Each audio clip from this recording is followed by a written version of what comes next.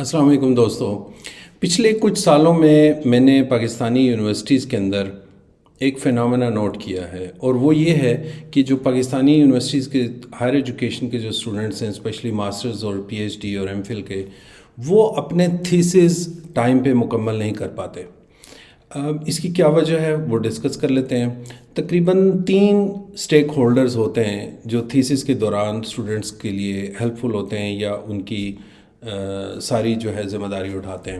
ایک تو اسٹوڈنٹس خود اٹ سیلف بہت زیادہ انوالو ہوتے ہیں، دوسرا ان کا سپروائزر ہوتا ہے، اور تیسرا ہوتی ہے یونیورسٹی ایڈمنسٹریشن.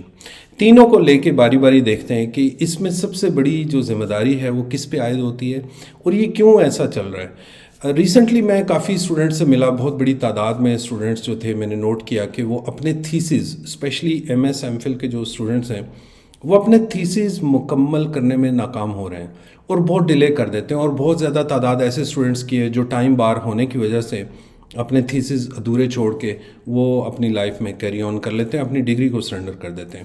تو اس میں جو سب سے بڑی ذمہ داری آتی ہے، میں سمجھتا ہوں کہ وہ اسٹوڈنٹس کی اپنی ذمہ داری آتی ہے. اب اسٹوڈنٹس کی کیوں ذمہ داری آتی ہے کہ جو ایک چیز جو نوٹ کی گئی ہے وہ یہ ہے کہ جو نیڈی اسٹوڈنٹس ہیں، جو کہ جن کو ہر حالت میں ڈگری چاہیے، وہ پھر بھی اپنا تھیسس کمپلیٹ کرنے میں کامیاب ہو جاتے ہیں. لیکن ایسے اسٹوڈنٹس جو کہ کہیں پہ کام کر رہے ہوتے ہیں، جو لائف میں مطلب اپنے سکسیزفل لائف گزار رہے ہوتے ہیں، جن کے پاس جابس بھی ہیں، جو ڈپینڈ نہیں کر رہے ہوتے اس ڈگری پہ، ان کے میجورٹی وہ لوگ ہیں جو تھیسز نہیں کر پاتے.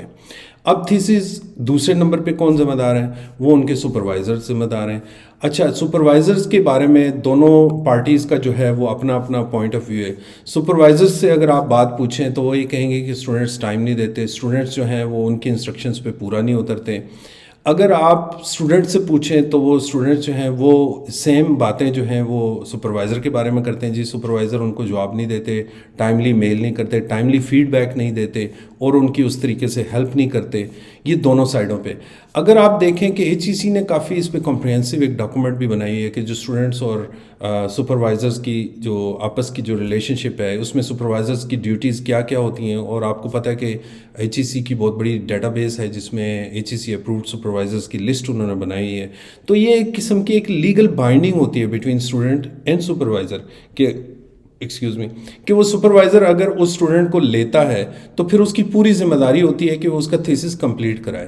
اچھا، پچھلے دنوں ایک اور بھی بہت بڑا جو اس میں آپ کہہ لیں کہ بہت بڑی کمی آئی تھی، وہ ایچ ای سی کی طرف سے ایک جو ریلیکسیشن یونیورسٹیز کو دی گئی تھی کہ جی اسٹوڈنٹس جو تھیسس نہیں کرنا چاہ رہے ایم فل میں تھیسس نہیں کرنا چاہ رہے، ان کو کورس ورک کرا کے ان کی ڈگریز کمپلیٹ کرا دیجیے. اب وہ کون سا ایم فل ہے؟ ماسٹر آف فلاسفی ہے، جو تھیسس کے بغیر، ریسرچ کے بغیر اس کو ڈگری مل جائے. آئی ڈونٹ نو یہ کیا بہت بڑا بلنڈر تھا ایک قسم کا، لیکن اس میں بھی بہت زیادہ آپ کہہ لیں کہ یہ اسٹوڈنٹس جو ہیں وہ بہت زیادہ متاثر ہوئے یونیورسٹیز میں، اور ریسرچ پہ بہت زیادہ توجہ نہیں دی گئی. اب آپ دیکھیں کہ بہت سارے اسٹوڈنٹ جو ہیں وہ اس کی وجہ سے آگے پی ایچ ڈی میں داخلے سے محروم رہ گئے، کیونکہ جب وہ پی ایچ ڈی کے لیے جاتے ہیں تو پی ایچ ڈی میں پوچھا جاتا ہے کہ آپ نے ریسرچ کس پہ کی ہے، تھیسس کس پہ لکھا ہے. تو بیچاروں نے تھیسس لکھا نہیں ہوتا، پبلیکیشن ان کی ہوتی نہیں، تو آگے یونیورسٹی میں پھر جب وہ پوائنٹ سسٹم کے تحت وہ پی ایچ ڈی میں ایویلویٹ کرتے ہیں تو بہت سارے اور اسٹوڈنٹ جو ان سے کم جی پی اے والے ان کو ایڈمیشن مل جاتا ہے، اور ان کا جی پی اے اچھا ہونے کے باوجود ان کو ایڈمیشن نہیں ملتا. تو یہ بہت بڑا ایک لکونہ تھا، بہت بڑا مسئلہ تھا.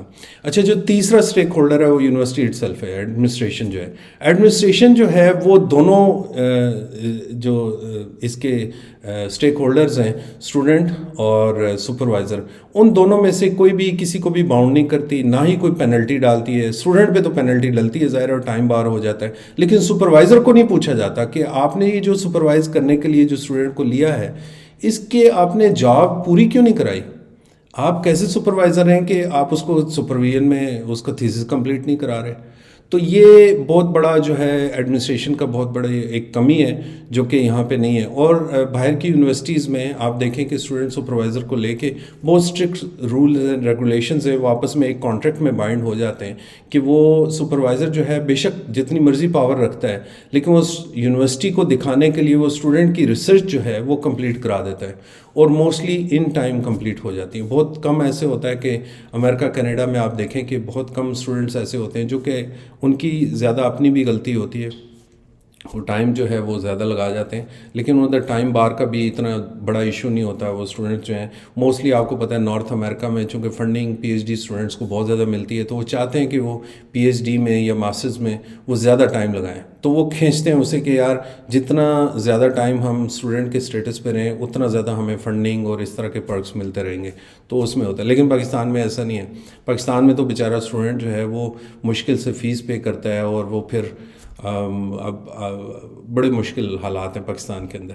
تو میری آج کی ویڈیو یہ تھی کہ یہ جو بہت سارے اسٹوڈنٹ سے پچھلے دنوں میں ملا ہوں، تو یہ میں نے ریئلائز کیا کہ جو تھیسس ہے وہ کمپلیٹ نہیں ہو رہے اسٹوڈنٹس کے، اور اس کی ذمہ داری تینوں پہ ایکولی عائد ہوتی ہے، اسٹوڈنٹس پہ، سپروائزرز پہ اور یونیورسٹی ایڈمنسٹریشن پہ. اور اس پہ باقاعدہ ایچ ای سی کو ایک پلان دینا چاہیے کہ اگر ایک یونیورسٹی اسٹوڈنٹس کو سپروائز کراتی ہے، اس کو جو ہے ڈگری کراتی ہے، تو اس میں پھر اس کے ریسرچ کا بہت بڑا اس کو خیال رکھنا چاہیے، بہت بڑا اس کو ایک لینا چاہیے، ذمہ داری لینی چاہیے. ٹھیک ہے، میری آج کی ویڈیو اسی پہ تھی. اپنے کمنٹس دیجیے گا تاکہ اس پہ ہم مزید ڈسکشن کر سکیں اور اس کو جو ہے سالو کرنے کی کوشش کرتے ہیں. اپنا خیال رکھیے گا. اللہ حافظ.